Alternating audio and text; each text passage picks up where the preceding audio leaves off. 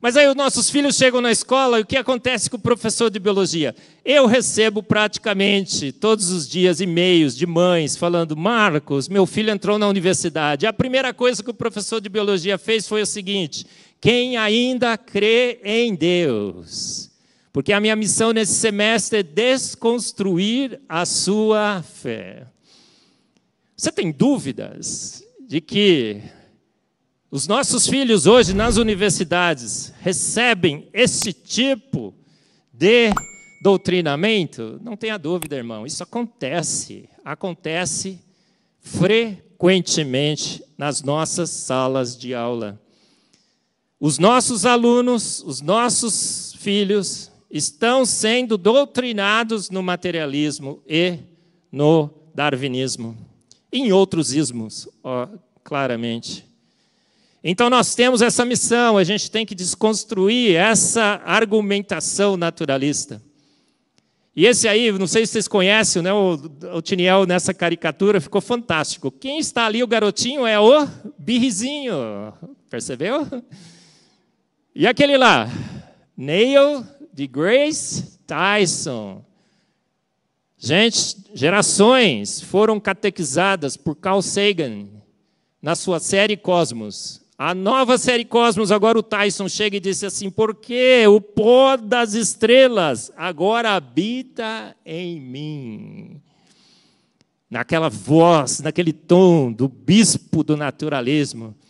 Os nossos jovens estão sendo doutrinados nas escolas, estão sendo doutrinados nas TVs, nos programas, na internet, nos blogs. E a gente precisa da contra-revolução do design inteligente. Estão querendo contar uma história como se fosse erudição pura. Mas será então que o peixe virou o pescador, que agora pesca o seu tatataravô? Gostou dessa, irmão? Olha ali, o birre, né, é o pescador, o peixe evoluindo, lenta, gradual e sucessivamente. Agora o pescador pesca o seu tatataravô. Gente, a gente tem uma história aqui, eu não quero ler os textos para vocês, vocês vão ler em casa, é muito legal. Eu quero concentrar nas caricaturas, que são fantásticas. Agora, essa história que nos contam nas salas de aula, que uma ameba evoluiu num peixe, o peixe agora evolui em anfíbios, répteis e tudo mais, passa pelos chimpanzés, que são os nossos parentes evolutivos, até dar em mim e em você. Será que isso faz sentido? Absolutamente não. A gente foi investigar todos os detalhes dessa história e percebeu que não faz sentido. Por exemplo, os chimpanzés são os nossos parentes evolutivos. Será que Deus escolheu aquele casal de humanoides e soprou nele o imago Dei, o fôlego da vida? Não sei se foi fôlego da vida, porque vida já tinha. Será? A gente foi verificar essa ideia e o que a gente percebeu? Nós somos completamente diferentes dos chimpanzés. O livro fala assim, várias caricaturas sobre isso. Somos 80% diferentes em proteínas, 33% diferentes no nosso código genético. O cromossomo Y dos chimpanzés é 100% diferente do cromossomo Y dos humanos. A fala e o raciocínio dos seres humanos excedem em ordens e ordens e ordens de grandeza os dos chimpanzés. Descansa em paz, irmão. O chimpa não é teu mano. Gostou dessa, né, pastor Valdir? Eu sempre falo disso. Descanse em paz, irmãos. Então, a nossa missão nesse livro, num texto bem simples, em caricaturas divertidas, para você ler, se instruir e até mesmo colorir, é desconstruir essa ideia que passa como erudição pura.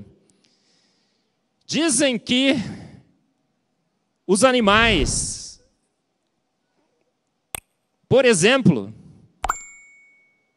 um urso nadando de boca aberta virou baleia, ou um rinoceronte, alguma espécie de réptil teria virado baleia. E nessa ilustração, Darwin está fazendo, então, esse grande milagre. Não faz nenhum sentido a evolução de peixes em répteis e répteis em baleias. A gente discute isso no Fomos Planejados, no Antevidência. O detalhe técnico está nos livros à frente. Esse livro é uma introdução, a gente quer deixar o gostinho para que os jovens, ou mesmo os adolescentes e os adultos, ao lerem, falam, puxa vida, eu quero saber mais dessa história. E aí ele pode ler os outros livros. É pura mágica.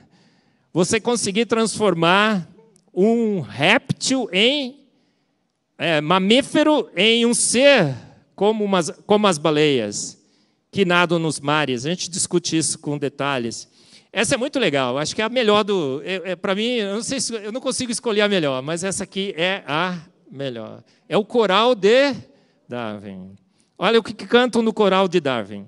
A evolução é verdade. Sim, é verdade. Mais verdade do que a lei da gravidade. Gente, é essa história que passam nas escolas, passam nas mídias, nos blogs, estão sendo catequizados nossos filhos com a ideia de que a evolução é mais verdade do que a lei da gravidade. Mas será que isso é verdade? Será que é realmente uma verdade, mais verdade do que a lei da gravidade? Quando a gente vai avaliar os processos evolutivos, no livro A Caixa Preta de Darwin, a Evolução de Darwin, no Fomos Planejados, no Antevidência, o que a gente mostra? Não há razão alguma para a gente entender que a evolução um dia ocorreu nesse planeta. As mutações são defeitos, e defeitos causam defeitos. Não há sequer uma mutação documentada na vida, toda a vida, estudada ao longo de centenas de anos pela ciência, que tenha criado algo novo.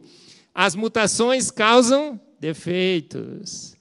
Mas eles estão dizendo que as mutações transformaram aquela ameba nas diferentes formas de vida.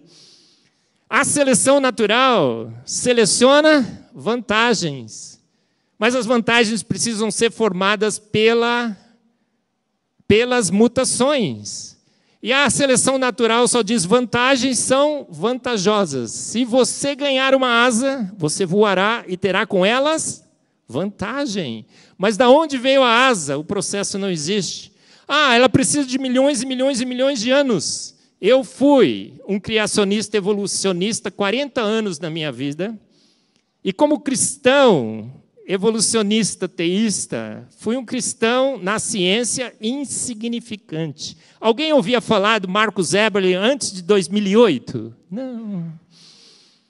Mas abandonei a evolução e me transformei num criacionista de universo velho, terra velha e vida velha. Mas, felizmente, pelo menos eu, evoluí. Fui estudar. Percebi que o universo é jovem. Fui estudar um pouco mais, percebi que a Terra é jovem. Fui estudar um pouco mais, percebi que a vida na Terra é jovem. Então a evolução faliu, porque ela perdeu também os seus milhões e milhões de anos. Os 3 processos básicos dessa lei, que é mais lei do que a lei da gravidade, faliram, não consegue mais explicar a vida. As mutações causam defeitos. A seleção natural só seleciona vantagens que as mutações teriam que criar e elas não conseguem criar. E precisariam de milhões e milhões de anos. A gente descobriu que a vida é jovem. A vida é jovem. Só vou dar um exemplo para vocês. Você sabe que você sabe que te disseram uma vez que você é 50% do seu pai e 50% da sua mãe em genoma, tá certo? Já falaram isso para você? Mentira! No núcleo, sim, mas nas mitocôndrias existe uma fita de DNA mitocondrial que você só ganha da sua mãe. Então, você é muito mais sua mãe do que seu pai. Aí você dizer, glória a Deus, amém. Aquele cara era feio pra caramba, não é? Não é assim, pastor Silas? Ainda bem que todas puxaram, e eles, puxaram a mãe, pastor? Amém? Ele não falou nada. Foram no DNA mitocondrial, gente, e fizeram o sequenciamento genético. A gente sabe que hoje o genoma é facílimo de sequenciar, rapidíssimo. E sabe o que perceberam? Que todos os homens e mulheres nesse planeta descendem da mesma mulher, a Eva mitocondrial. O trabalho saiu na Science. Acho que é Science ou eu não me lembro mais. Science ou Nature, é assim, né? Porsche ou Ferrari, é mais ou menos assim. E aí a primeira estimativa é que essa mulher teria vivido há 200 mil anos no planeta Terra. Depois saiu um artigo corrigindo a taxa de mutações e foi recalculado, todos nós descendemos do mesmo homem, da mesma mulher que habitou esse planeta. Todos os homens e mulheres descendem da mesma mulher que habitou esse planeta há 6 mil anos atrás. O cromossomo Y, foram sequenciar o cromossomo Y, todos viemos de um mesmo homem que habitou esse planeta há 6 mil anos atrás. Você está chocado, não está? Eu também fui um evolucionista. Eu também fui um evolucionista ateísta de terra antiga, de universo antigo. Depois me converti ao cristianismo puro, verdadeiro, ao criacionismo puro e verdadeiro, mas continuei com terra antiga e universo antigo, mas os dados me forçam a admitir: a vida é jovem. Foram sequenciar o genoma de milhares e milhares e milhares de homens, já fizeram isso. Sabem a taxa de mutação, sabem quantas mutações nós temos? Habitamos esse planeta 6 mil anos atrás. Por isso que eu digo, é mais lei do que a lei da gravidade? Não, é uma falsidade. E quem estava certo? Será que é Darwin que estava certo? Não, é a minha professorinha da EBD, né, Ana Maria?